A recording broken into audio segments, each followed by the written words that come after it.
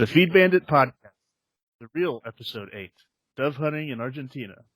Hey everybody, howdy, and welcome back to the Feed Bandit Podcast, where we have fun talking hunting and do our best to help out small businesses in the hunting space.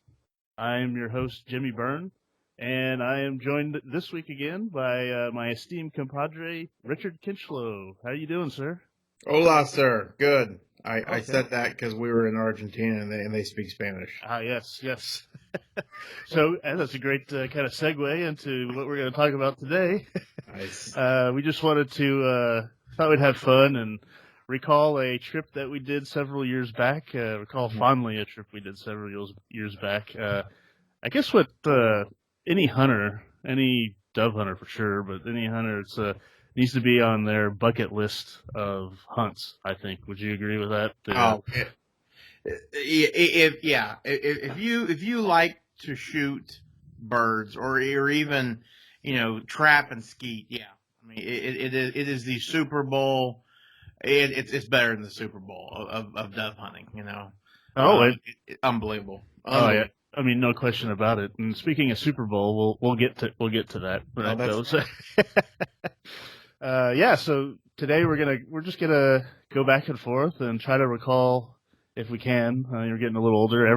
As much as a story as we can about our trip down to Argentina for dove hunting, and really try to record this for posterity's sake, in case we when we get older, we actually start forgetting what we actually did down there. Mm-hmm. Hopefully we'll go back, though, long before that. Do it again. I hope. Oh, yeah. But, man, what a trip that was. I mean, definitely need to do it again. Basically, it was, several years ago. Correct me if I'm wrong, but I was kind of wanting to figure out a trip to do. I had gone on some other trips, to some other countries by myself at this point, and I wanted to do it again, but I think I wanted to do something along the lines of hunting this time instead of just exploring. Yep. And, were we sitting around talking, and maybe you suggested it or something? I don't remember, but I mean, you were definitely into the you were obviously into hunting at that point, and you had expressed interest in going to South America. And I was like, okay, well, that sounds fun. I go, hey, what you should do is go down there and do some dove hunting, and it was originally just going to be, you need to do it. And then I think we were hunting, and my dad caught wind of it and said, oh, that sounds like fun. Right. And so I remember we meet up at his office, and one thing led to another, and holy smokes, it's August. Was it August? Yeah, or August or July? I think it was August. And we are boarding our 767 for Chile or however the hell you want to say. That's right. Yeah, we walk out of your dad's office with a trip plan to Argentina. Yep, unbelievable. Yeah, so we met up. We went with your dad and one of his friends. Yep. It was us four, and got on that plane. And actually, remember what made the flight down there amazing was standing in line waiting to check our bags. Oh, yeah. And your dad comes up to us, remember? Oh, yeah. He had already checked in, I guess, right? Oh, yeah. Dad had paid, $8,000 for his first class ticket. And, Jimmy and I had paid, a couple $100 for our steerage tickets. Right. And Dad I was American Airlines Gold at the time. And I think you had some some seniority or whatever with American too. So I think anyway, long story short, Jimmy and I were able to upgrade to first class for virtually nothing. That was like $500, wasn't it? Something like that. At least. Yeah. Heck of a discount. Insane. Yeah. So I'd never flown first class before in my life, so I didn't know what was in store for me when we got on that plane. But man. We get on that plane, and all of a sudden, I think within the first 2 minutes, you and I had downed probably 2 or 3 champagnes. Oh, no doubt. I mean, talk about taking advantage of the situation. Right. You got to realize that we're a handful of years out of college. Okay, so we still got that itch, that desire to really take advantage of a situation, and really just go, balls to the wall per se. Tie one on.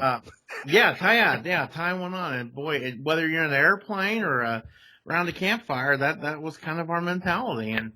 And we did it. It was incredible. As I recall, the trip was like, Well, it's about 8 hours overnight. 8 hours, overnight. Because we were flying into Santiago. Santiago, Chile.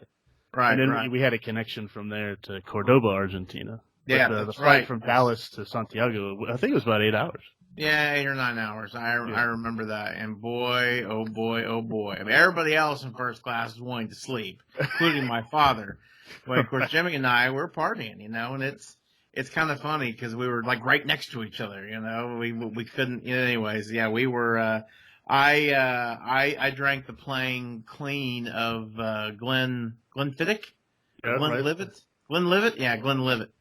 Every bottle was gone. It's amazing. The flight attendant just kept them coming. And boy, would it taste great. Well, I remember she came up to us. Of course, all the lights were all dimmed, but our overhead lights were on. Yeah. And we were the second row, maybe from the front or whatever. Yep. And she's like, y'all need to kind of cool it down a little bit. The pilot's trying to sleep right in front of you. Unbelievable. We were cut off. I don't know many. Well, actually, I probably would be surprised. We were cut off at 37,000 feet, and it was great. And of course, that was all in good, and it helped us sleep. I don't know how much sleep we got, but once we landed, we were. At least speaking for myself, I had a rather sore head, and thank God, we had Admirals Club. Passes in Santiago because I was pretty much looking to die. It was awful. God. I think the only thing that really kept me alive, I think, was the adrenaline from knowing what we were going to do. Other than that, that would have been a rough day. Or it was. I agree. So we have. It was like a 4 or 5 hour layover. I recall. It was substantial. Yeah, it was a good amount. But the flight was only like an hour over the Andes Mountains. Yeah. Which, let's talk about that for a minute. And then maybe this is me just being ignorant and not owning a globe and all kinds of things. Yeah, but and I still do it today just because it's really humorous. But when I think of South America, I just had no idea that there were mountains there. When I think, again, this is just me being ignorant. But when I thought of South America, I thought of monkeys, drugs, and 80s movies, right. where like Commando, where they're attacking the island and they're all speaking Spanish. That's Predator. Thank you, Predator. Exactly, great movie, by the way. So but remember the movie Alive, and was it you who rode by sat next to someone? Yeah, I met that guy. Let me tell you, it's like, thank God I didn't complain about how bad my day was, because the guy's like, really, how about oh God, yeah, it really, really, really incredible guy. I got to listen to him speak, but going over these Andes mountains, and again, I just didn't, I don't know, maybe I just didn't, I didn't factor off any of my brain power to think about South America. The flying over the Andes, unbelievable. It was all the scotch. Oh yeah, no, that's true. Yeah, that's true. Yeah, it was pretty cloudy. But yeah, no, that was incredible. And then I remember we landed in Cordoba, Argentina, and that was it. I think the outfitter literally picked us up there at the gate. The guy we were in that truck with that guy that their driver is pretty crazy. Oh yeah, yeah. Yeah, Jimmy and I are not, we're not big on, on laws, we think we've got too many laws in this country, okay? But, we could take some of our laws we have down here, maybe share them with the Argentines, because boy, let me tell you, it is a wild west, but with automobiles. And there are several times where I was pumping my mom brake, and I was, my Glenfiddich's my Glenlivet was about to come up everywhere. Right. Oh, God. 2-lane highway. I just remember he was passing other cars where, I don't really think there was much room to pass. Yeah, oh, yeah. No, for sure. For sure. Oh, another really great stereotypical 80s movie about South America? Romancing the Stone. Oh yeah. Yeah, that's another really good 80s, 80s South American movie. So, Yeah. yeah, anyway. So, okay, so here we are. We're in Cordoba, and what was that, probably an hour to 30-minute Yeah, it was. We had to trip? go, Something like driving out into the country. Yeah, no, for sure, We went through small towns. Yep, yep. And speaking of, I mean, boy, if you would have knocked us out, which you basically did, and we would have woke up there, you would have thought you were in West Texas. I mean, the terrain is just incredible. Again, I was looking for jungles, howler monkeys, none of that, bananas, and I didn't see any of that. It was unbelievable, the terrain. But yeah, you said it. I mean, it felt like home. It really did. It really did. Of course, what was really wild is, I think we were in shorts, and we get there and it's like 50 degrees, obviously, because when it's summer here in Texas, it's, Right. it's winter down there, which that just kind of that's weird, But yeah, so we show up at the lodge, and then the lodge is beautiful. I mean, it's got that, I remember it had that stucco look, and they have obviously a very, very big main house with then a whole bunch of little bungalows.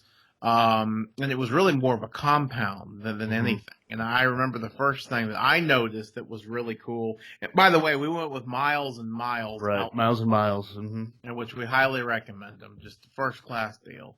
The one thing that I found really interesting is when we pulled into the little compound, is that there was there was a little building, couldn't be more than, 400 or 500 square feet, under a 10-foot, razor wire. So oh my God, what the hell are they holding in there? And of course, little did we know, we would come to find out that's where they keep all their shotgun shells. Mm-hmm. And we'll talk about that, because boy, you want to talk about a racket. That is definitely a racket. So Right. Yep. Yeah, I mean that lodge was awesome. I mean, what a beautiful place. And like one of the first things I remember though is when you walk in, and then you see these like big wooden plaques all over. Remember? Yep. And all these people's names on them, and they have these different numbers on them. And I'm like, what is that? So we're looking around and everything, and I don't know if I'm jumping ahead here, but they end up saying what it was. You remember what all that? It was just the different clubs. I do. Yeah. And they're like, these are a club that you can possibly join depending on how well you do. When you're out there hunting. They're like, oh, well, what does this 1,000 here mean? Like, well, that's for if you shoot 1,000 birds in a day. And they went up to, was it 5,000 was the highest? No, was it 10? I think it was 10. Yeah, crazy. In one day. Yeah, when I saw that is when it kind of set in. I was like, what am I in for here? Oh yeah, and that is, and as I recall, there were very few in the 10,000, except for there was a Donald J. Trump, Donald Trump Jr. There's only two names, and one of them, if I remember, and one of them was Donald Trump Jr. Yeah, and the other one was, I believe, Jerry Jones's son. Yeah, I think so. Yeah, it's like Stephen or one of those. Yeah, I think it was Stephen Jones, which just really, really cool. 10,000 birds in one day. Yeah, that is substantial. I admire them, because obviously I don't know if we necessarily have the means to do that, but that's impressive. Yeah. No, that's when you basically you could care less, how much money you spend on shells. Yep. But when we get to, we'll talk about how we fared a little later on in the conversation. But just doing what I did and what you did was more than enough for me, and spending money on shells. Oh yeah. But anyway, that was really cool to see. You're looking at these names, and some of them, everyone would recognize here and there. So it's like, wow, we're at a place where people like to come, like people that you would know love to come down and shoot these birds and everything. So it's just really cool. I just remember I guess I don't remember much between that and then dinner the first night. Just kind of hanging out. Yeah. But I'm pretty sure we pulled another plane drinking, incident, if you will, not in a suicide, Oh but boy. Let me tell you. So this place. marathon, I guess. Oh, big time. Yeah. Yeah, this place we went to is, obviously it's just really fancy, and then they've got all the top shelf booze there, and of course our hosts are very gracious, and Great so guys, we funny have guys. great guys, absolutely. We've got the two hosts, and then there's basically a crew that take care of you, the cooks, and we actually had a butler, which was funny because the guy was basically in a tuxedo, The whole and time. yeah, the whole time, yeah. And his job was to kind of wait on his hand and foot, which obviously is something we're not used to, Always with a smile on his face. Oh yeah, absolutely, absolutely. So the guy, so yeah, night one through five, I think. But we proceed to get back on that wagon, and I tear it up, and in fact, I think they had to go back into town to get an extra bottle of Johnny Walker, and I actually told him, I said, you don't have to do that. I'll be okay, because there was a myriad of different other things I could abuse myself with, but not sure enough, they ended up doing it. But I remember, finally, like on we woke up the next morning and Yes. realized, first of all, the guy is still there, and then we found out that the guy doesn't leave until we do, which Right. I think you and I actually felt kind of bad about that. Right. Yeah, he had to stay up until the last person went to bed. Yep. Yep. Yeah. Yep. But no, I mean that first night, so we were there, us four, and we basically had kind of one wing off the main lodge. So the main lodge was in the middle, and then it divided 4 or 5 rooms on either side, I guess, of the lodge. Yep. We were on one wing, and then another group was on the other wing. And then just what made it great was just hanging around. Everyone's having some drinks and everything, getting to know each other and laughing and everything like that. And you tend to bond with complete strangers pretty quickly. I mean, those guys were pretty funny. Had some great stories. Golly, they were. They were awesome. Can we mention who they were? I think maybe keep that a mystery, but I think all right, we can do that. We'll say though, just for posterity's sake, is that we learned later on. I mean, we kind of learned there, but we learned a little later on, who the actual family really was, and we're like all kind of bowled over, like, wow. Yeah, I mean, that's To summarize, pretty sure these folks came over on the Mayflower. I mean, it was crazy. And you wouldn't know it. They were not very pretentious people. No, down to earth. You would never know. They were down to earth, nice fellows. So a lot of fun. Very cool, very cool. But I mean, I think we drank well into the night, into the morning probably. Oh yeah. The next thing I remember is the good morning. Remember that? Yeah. Knock knock knock. Yeah. And of course your brain is just fried, from the Glenlivet and the plane, and just being in a different area, and boy, to hear that fellow knock on your door and good morning, and like, oh my God, I shot out of bed. Yeah. But man, oh man, was it great. But that was fun because we knew where we were going. Yeah, I mean, it was fairly early in the morning. Nice. Yeah. We'll just say that it doesn't really matter probably what time you go get out and start hunting. It's just the earlier the better, just because it'll be shoot more dove, I guess. Yep. So it was fairly early. I don't remember if was it the night before where we picked out our guns, or was it that morning? I don't remember. I think it was that morning. And speaking of guns, just real quickly, you said we picked out our guns. Yes. I think we also want to point out some advice about this. There's a lot of fellows that are looking at making this trip, and taking a gun into Argentina or taking a gun into any foreign country. And again, I speaking just from what I've heard, it's just not worth it. I mean, especially if something like a shotgun. I mean, if you're going to go hunt, yak in the Andes, okay, yeah, you might want to take your own rifle. But going into Argentina, just use their guns. Okay, the guns are well taken care of.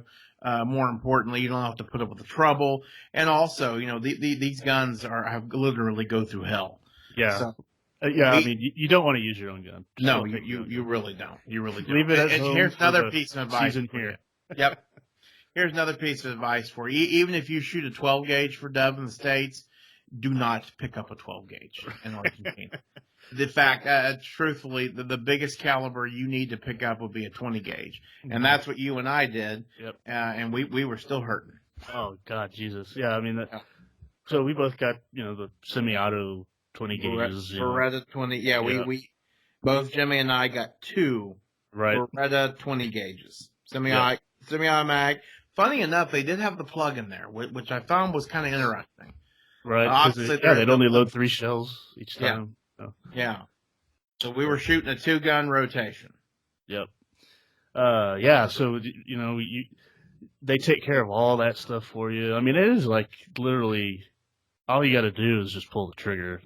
This deal. I mean, it's quite amazing. So yeah, I mean, we jump in that van, and It was a Mercedes van. I remember. Yeah, that's right. Yeah.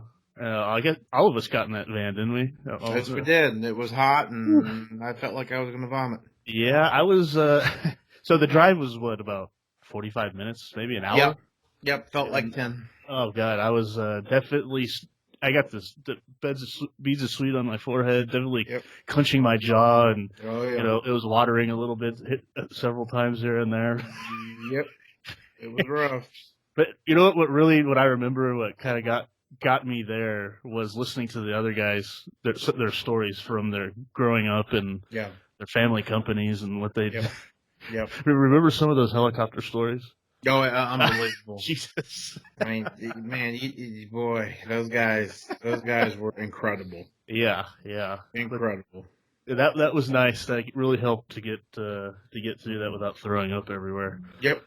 But no, we just get out there to the first field, and I don't remember the name of that first field. Do you? I don't. I don't. Of course, I can see it in my head. Me too. I could just like yesterday. I could see exactly where I was standing and that kind of that ridge that we're standing on. Yep. I remember the Super Bowl and the Alamo, but I don't recall the first one. Yeah. Maybe it was the Alamo. Was the first one? I think it might have been because the other one was just that cow pasture or whatever. Yeah, that was the half day. Yeah. And it was the Alamo. So the first day was the Alamo. Okay. So we get out there and it's like, I'm like so giddy that I'm kind of nervous because I'm like, I've read and watched and seen all about this stuff. So I'm like, what's gonna happen? It's like, oh man, I remember the thought crossing my mind when we were walking out to to where we were gonna stand. Is like, man, I hope the birds are flying today. Oh yeah, absolutely. It's like we did this trip all the way down here, and it's like, come on, come on, hunting gods, give us just some good birds. Maybe I can. I know there's no limit here, so it would be kind of cool to get 3 or 4 limits. Yep. And little did I know. Oh yeah. Well, and let's talk about that. Let's talk about why does Argentina have, and it's not just Argentina. I think it's a majority of South America. Paraguay. There you go. Uruguay. Paddington Bear, whatever. The reason Argentina, is mainly agriculture, and so they've actually got 5 species of dove.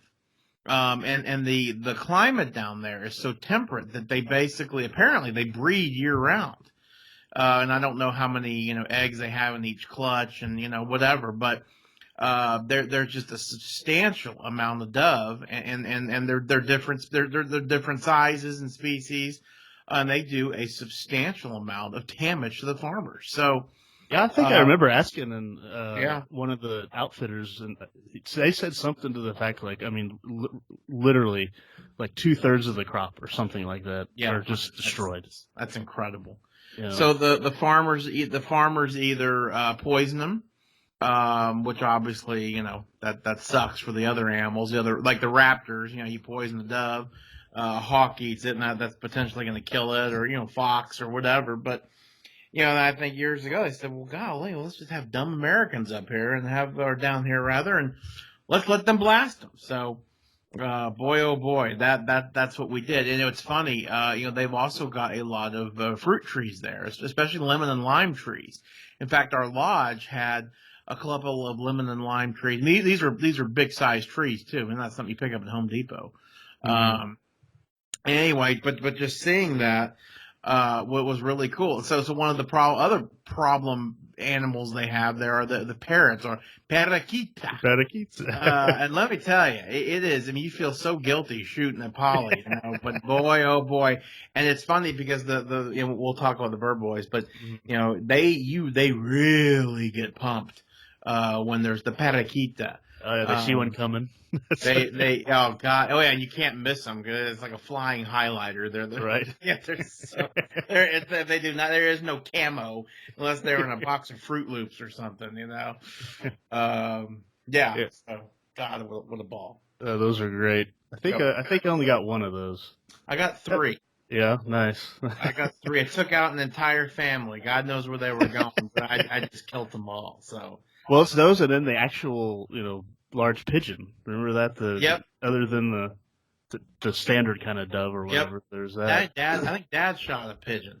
Yeah. Which I was ticked. I killed a handful of pigeons in Lubbock. I really wanted to pop some out there, but it didn't happen. But the basic format of this entire event is that you get a bird boy, and the bird boy is basically your guy for for the length of the trip, and that gentleman's role is to basically load your gun, okay, get your water, get your cerveza. What was that beer called? Kime. Yeah, I love that stuff. Well, let me I've tell been you. looking for it around here. So Yeah, I got to find out where to buy that. Outstanding It's Argentine beer. It's called Kime. Yep. And it was in a blue can, white lettering, if I remember correctly. Yep. Oh my God, it went down so smooth. It did. So refreshing. Very good. And I remember we get out there. First thing they're like, water? Yeah. Kime? Yeah, it's like, yes. Well, it's like 9 a.m. Yeah, why not? Why not? But yeah, so they do all that. But the other two things that they do is first of all they have a counter. Okay, so they count your birds. A little hand clicker thing. Yep, a little hand clicker. And the other thing they do is they critique your shooting. I mean, these guys are outstanding shots, and of course we didn't believe it because looking at them, like, I don't know, guy, can this fella wield a gun? And boy, our lunch entertainment would prove that they can. But they're more lead. Right. Double. Right. God, and of course 2 of them at the same time. Yeah, we hit 2 double. Yeah. So, man, they really add something to the hunt, and you can tell a lot of those guys. I mean, they kind of enjoy what they do, Oh, for sure. I mean, we kind of alluded to this in one of our dove hunting podcasts about leading the birds and everything. But I think Sebastian was my guide's name. Jeez. And I tell you, Sebastian, if he didn't say more lead at least 5,000 times every day that I was with him. I mean, oh Jesus, I heard it so much. I'm like, I'm trying. Yeah, it's like, just shut up, dude. Yeah. But that's the thing. I mean, you want to talk about what the birds were flying like? I mean, yeah. Yeah, basically, you could take everything that we talked about in our dove hunting podcast and everything that we've written about and just throw it out the window. Right. Because Argentina, it's constant. It's just like, is there enough trees for all these birds to land on? It is unbelievable, but there are hordes of them. I mean, we're talking groups of 20s to 50s, and the truth be told, you don't even really bother with the groups of 5 or 6. One of the big things about hunting doves, you never shoot into a group of dove. Mm-hmm. If you've got 5 or 6 dove coming at you, here you still pick out one bird and drop that bird. Well, out there is no room in the sky. There are that many of them. So I remember, because here I am, a big critic of blast shooting into flocks of dove, but out there it is different. And I did a couple of times. I just put 3 shells into them because again, my bird boy had my gun my next gun, and I just went dun dun dun dun. And I mean, God, they just droves of them fall. Mm-hmm. It's just all over you. This oh, raining dove. Oh, the bodies are stacking up. It is something like I have never seen. So, you go through, and so the shells, and we'll talk about that a little bit more. But like a case of shells down there, I think is 24 boxes, not 12. And I think up here they're 12. So you shoot half a case in the morning, and then you're starting to realize if you're a decent shot, hey man, I'm sitting here I'm at lunch. I'm sitting here at 700 birds. I'm pretty close to getting to my 1,000 goal, and boy, and that's when it gets you, and then you really want to put the gas pedal down and get to that 1,000 or 2,000. Yeah, and it's I'll just kind of, as an aside here, say how much I think the marketing for this is just genius. These the clubs. You alluded to that. You want to get your 1,000 birds. Well, that's one of the clubs. So if they, the bird boys, said, hey, you shot 1,100 birds. Well, you're in the 1,000, count club or whatever. And you're right. At midday, if they tell you, hey, you're at 600 birds or you're at 400 birds, let's say, and you're like, oh man, I want to get into one of those clubs, then you're going to accelerate.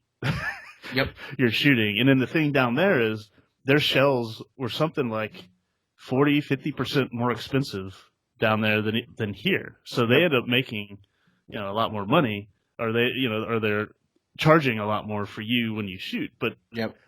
You're not really thinking about that because you're like, I gotta shoot so many birds. And what they do is, they'll go through a box and then they'll fold it up and put it back into the case.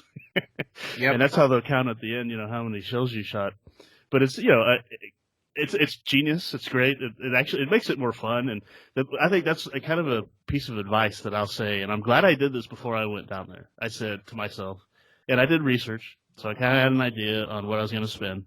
So I said to myself, I set aside X amount of dollars for shells. And if I spend that much on shells or I shoot that much, no skin off my back because I already budgeted for that. Yep. So I would advise anyone going down there to say, look, prepare that you're going to spend a lot of money on shells in a couple of days. That's where they more than you've ever done in your entire life. Yep. Hunting in Texas. It'll probably take you literally, depending on how much you hunt, over 2 months, a year, dove. It might take you 5 to 10 years to actually spend what you spend in 3 or 4 days hunting dove in Argentina on shells. Yeah, and that's where they get you. And so that takes you back. That takes me back to, the little 500 square foot hut when we first walked in. Well, it was full of shotgun shells. Well, why is that? Well, the shotgun shells are made in Argentina. And so, I mean, it's a total racket. And so the government is the one that controls them. And, apparently it's kind of shady how the outfitters get them. I mean, it is, it's some crazy stuff. So obviously they keep them under lock and key. Yeah. The other thing you've got to realize is that, if you're going down there, for a lot of folks, and it could be for us, it's a once in a lifetime deal. So if you're going to go down there, boy, just have go it. out, go all out. Don't hold back. Absolutely go all Speaking of, I mean, that first day, were you not kind of doing that a little bit, if I remember correctly? Oh yeah, no, and that's just my nature. It's my nature. I felt bad. I mean, because I thankfully just beyond blessed to have my father to be able to pick up my half of the bill. So every time I fired a shot, I'm like, oh God, that's another quarter or whatever, So yeah, no, for sure. I was trying to be conservative, but yeah. But once we got to day two, we'll get to day two in a second. But day two, all bets were off. Yeah, I was basically for everybody in our group. Yeah. But yeah, I mean that first day, I felt like I was baptized in something unbelievable. Like standing on that ridge and literally putting down probably 3 limits of birds within a couple minutes. Yeah. And I'm like, what is going on here? Yeah. And you got your bird boy right next to you, and he is literally like 3 shots, and I just turned my gun to the right, and he'd already have 3 shells like loaded 4-man, and I just shoot again 3 times. Bam, And bam, bam. then you get you a new gun. Yeah, and then it'd bam, bam, bam, and then reload, bam, bam. I mean, that's about how fast it was, and it was we hunted probably for, over the whole day, what, 7 hours maybe, something I like would that. think. Yeah, but what was Yeah. beautiful was lunchtime. Yeah. That was That's freaking, just that was about awesome. to say. God, Argentina is known for obviously for again agriculture, dove hunting, but beef. They that is what they're really known for there. So when we were at kind of the midday or whatever, we went in the shade. They actually warmed up pretty good.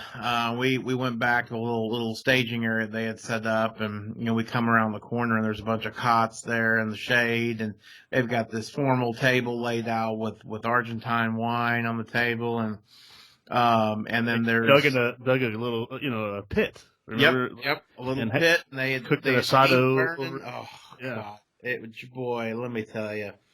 So we had some vino and some great steak, and just had a ball. Well, during our lunch is when the bird boys, because again, the birds are still flying in billions of them.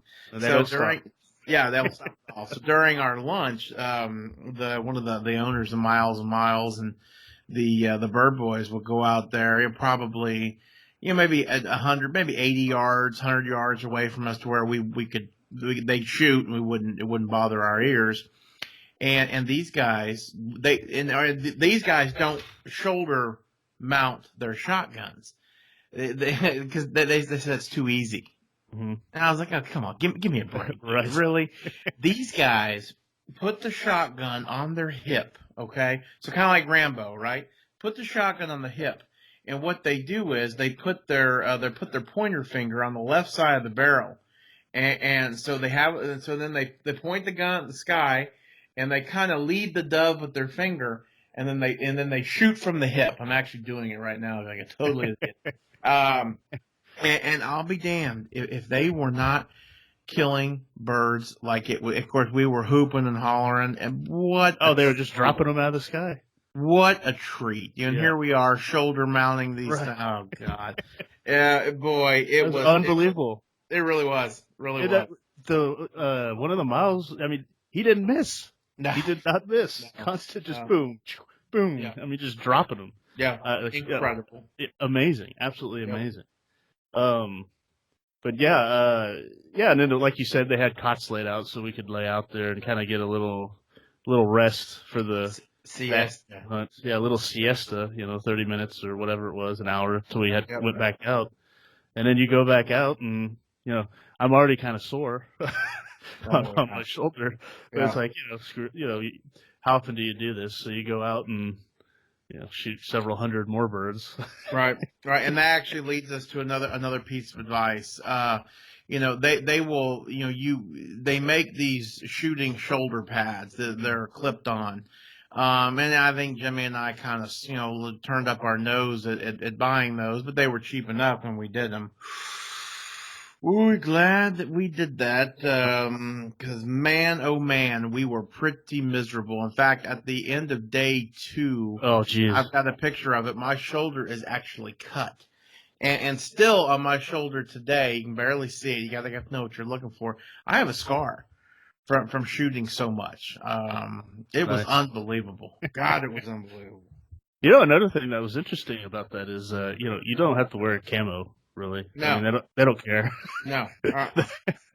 There's so many birds that it's like, I would maybe not stand out there and, blaze orange, but, you can, the outfitters and all these guys, you just walk around out there and still shoot hundreds and hundreds of birds. Yeah, it literally. Here we are in our camo, like day 1. It's like like total goons. No, he's right. It absolutely, you do not need to wear camo. So that's kind of I think that's probably a good stopping point for day 1, at least from the hunting aspect. And then you go back to the lodge, and of course you're reminiscing about shot number 755 to 2000, and Where they had this huge nice like banquet style table in the lodge, and again, lots of wine and cigars, and boy, the place it's just a testosterone, Oh my God, it's breeding factory, unbelievable. Yeah, it really was. It really was. So, Laughter and everything. yeah, just the lad again, like Jimmy said, we didn't know these guys from anybody, but you bond over a common like, and obviously hunting does that. It is absolutely amazing how it changes people's lives and how it brings people together, no doubt. So, and then, I was pretty proud of myself after day one, but when I got back, I was like, man, I did not do well at all. I mean, I think I had that in air quotes, but I only shot probably about, I think, 600 birds day one, if I remember. Yeah. I think I was like at 800. Yeah. And God, neither of us got the club. No. Oh yeah, no. But then listening to some other people were like, oh my God, what? Yeah. It's like, were we in the same? Were you using double clickers? Yeah. So, once again that night we proceeded to get torn up, and the poor guy had to wait on us. Right. Yeah, and then boy, I mean, so the next morning, hello, good morning. Yeah, same thing. Scared the bejesus out of the boat again. Well, because he knocked on the door. Yeah. And then he'd crack it open. Yep. And stick his head. Good morning. Yeah. And again, you're just not prepared for that. But the God, it was funny. Big breakfast back in the Mercedes van, and off we go again. Now, this place we were going to. And by the way, we had basically a 2.5 day hunt is what we booked, which I think is about standard because you just physically can't do anymore. Mm-hmm. So this second place we went to, they called the Super Bowl, which I'm not sure if they paid all the trademarks and all that kind of fun stuff. But they built it. Remember, they're like, you think true. Today was great. That's true. That's true. Yeah. And so like this is really the coup de grace. And so I recall. We got there a little earlier, and we unload, and this time we are literally hunting on the side of, kind of like you could call it a mountain. And they had trails that would go kind of down the mountain, so you could actually have somebody above you and then somebody below you, and it was completely safe to shoot.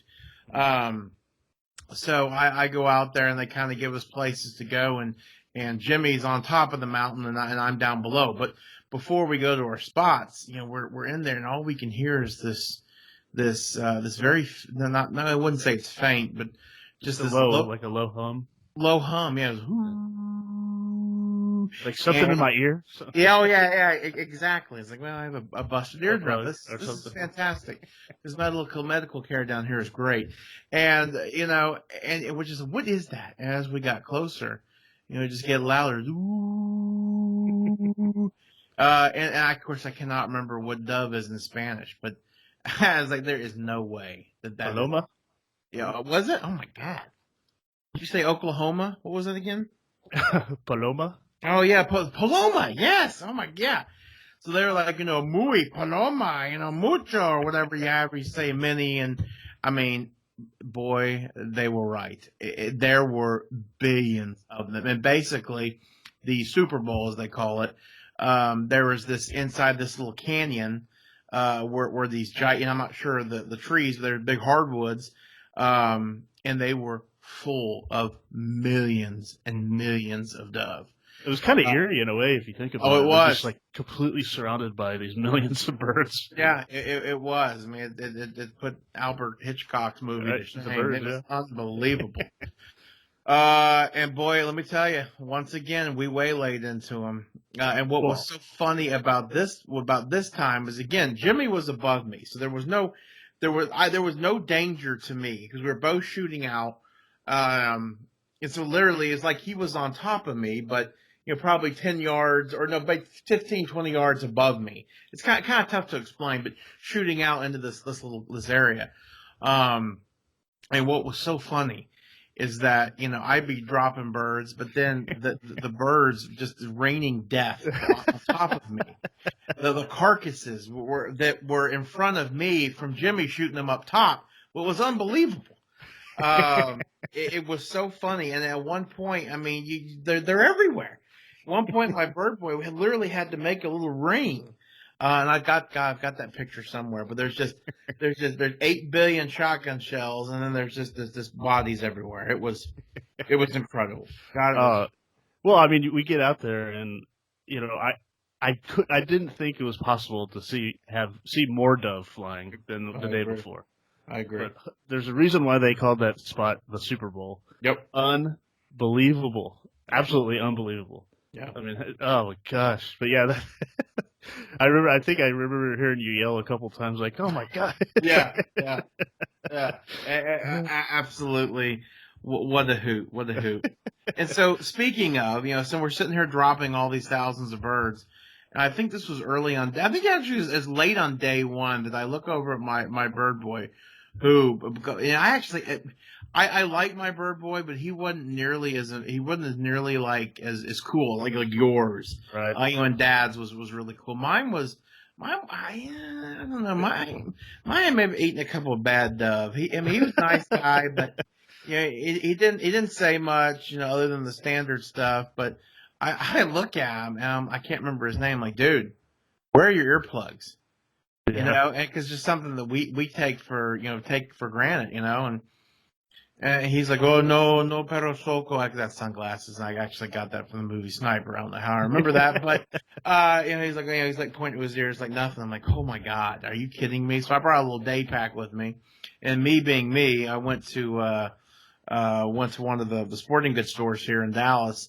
And of course, I go out and buy a whole bunch of different earplugs, a set of earplugs, just in case, somebody else forgets them. I end up giving this guy like 5 sets of earplugs, and you would have thought that I gave him a Lamborghini. Yeah. It was unbelievable. Yeah, and I have to believe it's probably been 5 or 6, 8 years now, something like that. He's still wearing the same pairs. Yeah, they probably. They gotta mail him some Q-tips too. But it was really cool, and just to see how appreciative he was, for these earplugs. I'm like, God, dude, it's the least I can do, Yeah. Crazy. Oh man. And I think I got my day previous number before lunch that day. I mean, I was easily above 600 birds before we ate lunch. Oh yeah. On day 2. Yeah. Yeah. So I was feeling pretty good about being able to get into one of the clubs by the end of the day. I just remember being like, my God, my shoulders so sore. Oh, it's awful. It is a real challenge, but for me, I am so obsessed. I just became infatuated with the number. It's ridiculous. That I just like Jimmy, I was completely sore. I mean, I was cut. My shoulder broke open. But I just kept going and and I mean, worth every shot. But yeah, I think we both hit. Was it the 1,000 or the 1,500? Yeah. Well, I mean, so end of that day. Well, before we get to the end of the day, I mean, we had the same setup as yesterday, the day before, like the lunch and everything, right? Yep. The asado and all that stuff. I remember the second day. You start to get a little more tired and everything, and of course, everything you've eaten and drank kind of starts wreaking havoc in your system and everything. And remember after lunch, we had some how should I say flatulent exploits. Everyone's laying down on the cots. Oh, so funny. I mean, and of course I knew this, but I've known him forever, so I wasn't surprised. But he impressed one of the first families of America. I mean, it was unbelievable. It was like George Washington himself was like, "Oh, that was a good one, my boy," So his music that lunch was so impressive that. Again, this group of guys we're at, and we won't mention their name, but I mean, they're like George Washington type status, even they were impressed. So, it was fantastic, really fun. I remember I guess you call him the matriarch of their family. I remember his laugh every time. Yeah. Ah! Oh, it's great. Yeah, and just when we were starting to doze off, Jimmy would start singing again, and it all was all those booze, man, and all that oh, no Argentine steak. beef steak. Yeah. And it was time to go. Time right? to go back out on that. So no one really got much sleep that day, I don't think. Nope. But yeah, I mean, we went back out and did it all afternoon, and oh my God, I actually stopped at I think about. So we both got into, we'll just say, the 1,000 bird club that day, right? We both shot at least 1,000 birds in one day.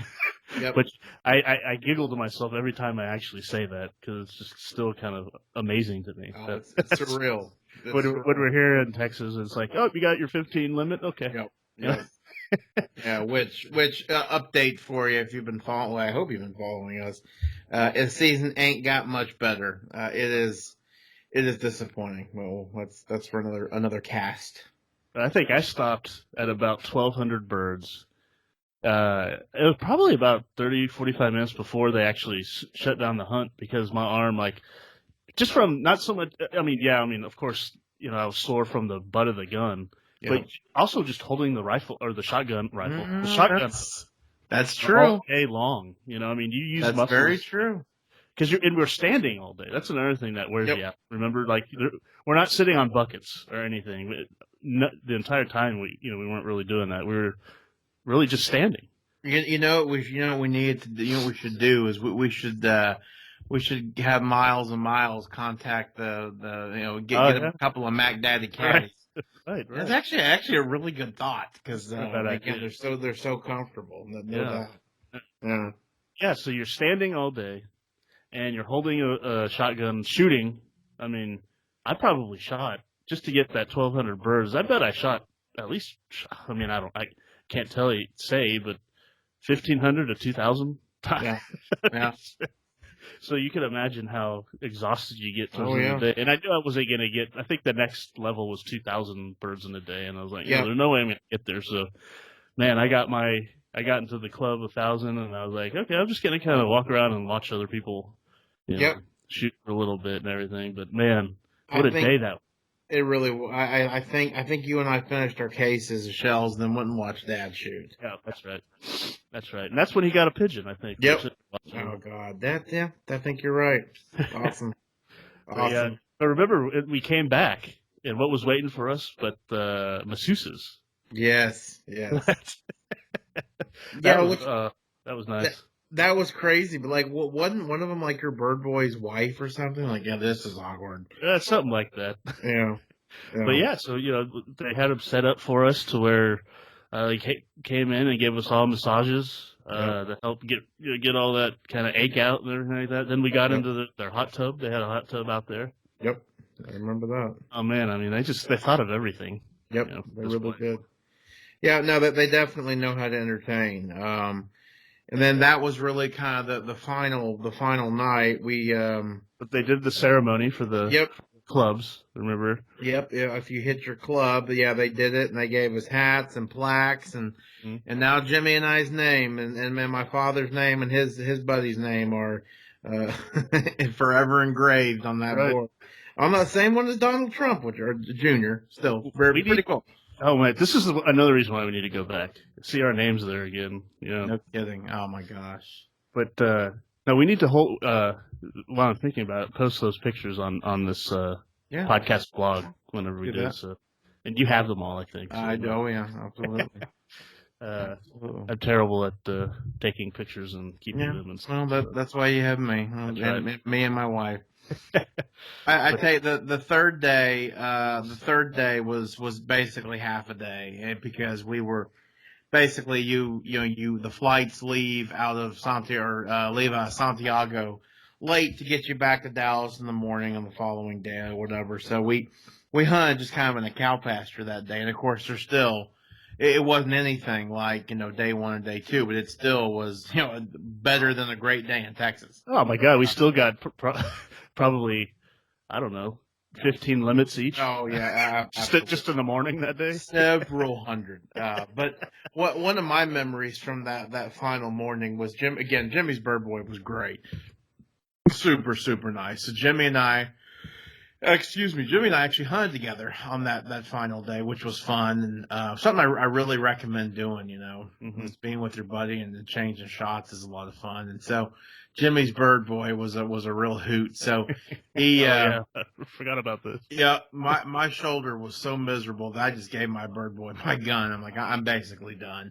Actually, I think I shot left-handed the entire day for the half day, but. So Jimmy's bird boy was like, kind of waving at me, and I look over, and he's got a shell. He has a live shell, and he's opened up the part where all the shot goes, and he's dumped it out, and he's filled the wad full of dove feathers. And I'm not talking like one or two. I'm talking like stuffed half a bird in there. And then he gave it to Jimmy just as calmly, be like, "Here you go, amigo," And so, of course, when Jimmy shot, God, the feathers went everywhere. Everybody laughed, and it was so much fun. Yeah, that was funny. That So was funny. much fun. That was the final deal. So Right. And then we went back and we had to settle up our bills, and that's when I tell you basically how many, boxes of shells you shot at right. the time. They're like, oh, okay. God, you're right. They actually give you a statistics page.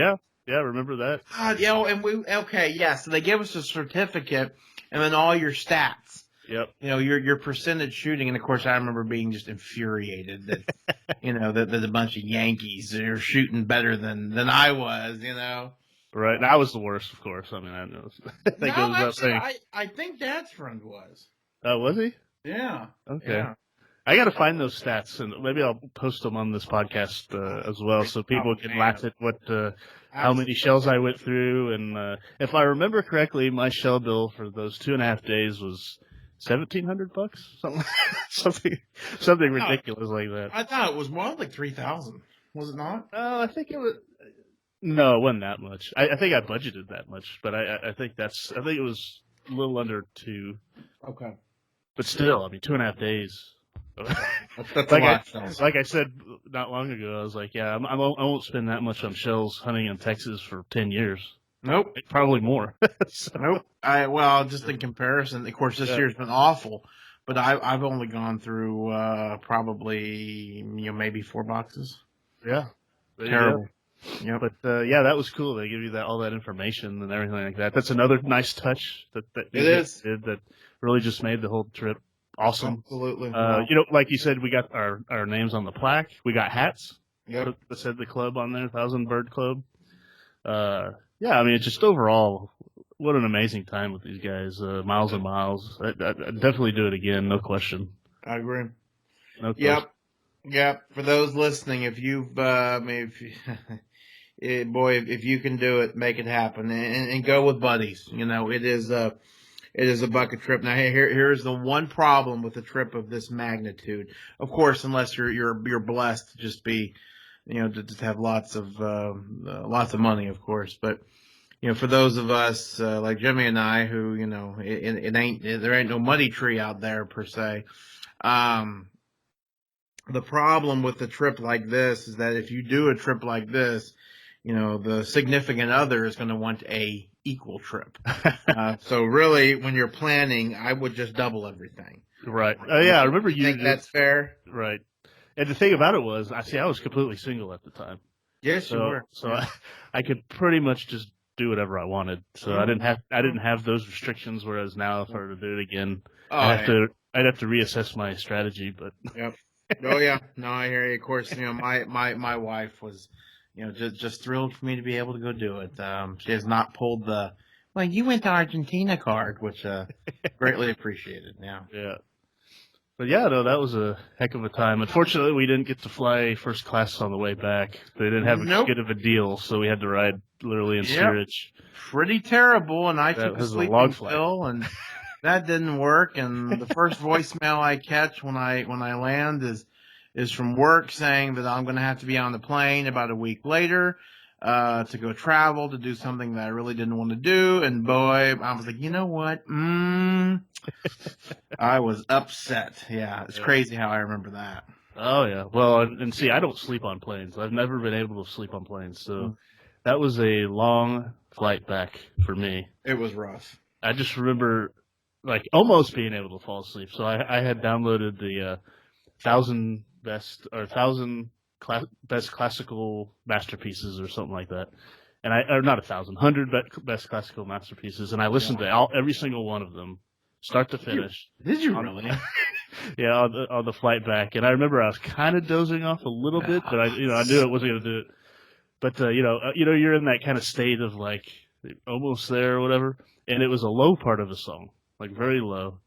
And then all of a sudden it jumped to like this really dun dun dun, part of the song. Yeah. Like, but it just so happened that right when it did that, the plane hit some turbulence just a little bit. So like it was timed perfectly. So that from that point on, of course, the adrenaline just went, in my head and all this stuff. And I was like, there ain't no way I'm never getting close to getting that. So I think I slept literally the entire next day when we got back. Oh, it was awful. Gosh. I mean, obviously it was worth it, but yeah, no, it was miserable. I recall getting home and I think my wife was still at work, and so I was thinking, I mean, we got back to that. We probably got back back at our home was probably about noon. So I was like, yep, peace. I'm going to bed. Yep. I slept till the next day. Oh yeah. All the way through. That is nice. But yeah, what a trip. What a trip. We need to, I keep saying this, we need to plan it again. It's not long till we're hit that over the hill. It could be a pretty cool trip. I know. For that period of time. We have to get the group, agree to do that. Do something like that. Love to. For those of you guys listening out there, if you've got any questions or anything, please email us or whatever. We'd be happy to advise you on it. Yeah, for sure. Did we miss anything? I don't think so. Okay, yeah, that's oh boy, brings it all back. How fun was that? Certainly does. All right, well, again, if you guys like what you get here and want some more, we got a lot more information and stories and articles, interesting information over at our website, feedbandit.com. It's feedbandit.com. And if you'd like special access to new and innovative hunting gear, just join us, join the hunt. Join our hunt with us at feedbandit.com/join. And when you do that, as a bonus, you'll get our free e-guide of unique hunting tips and tricks. It's a kind of a fun little collection of things and anecdotes and kind of ideas, things of that nature that we've developed or heard from mentors or whatever over our years of hunting that we put together into a fun little read. So come over to feedbandit.com/join and join the hunt and get that little guide. And then there one more reminder to all the small businesses, feed stores, gear inventors, or entrepreneurs out there in the hunting space. If you'd like to get more exposure to potential customers by being featured on this podcast, the Feed Bandit podcast, please let us know. Go to feedbandit.com/promote and drop us a line there. We'd love to discuss what we can do for you and your business. Again, that's feedbandit.com/promote. So thanks, everyone. We really hope you enjoyed this episode. If so, please head over to iTunes and give us a rating. Really help us out. You can find a quick link to that site, iTunes, our podcast page, on iTunes at feedbandit.com/iTunes. That'll take you right there. So please take a couple seconds and do that. That'd really help. And then last thing, as always, remember to support your local feed store. Have a good one.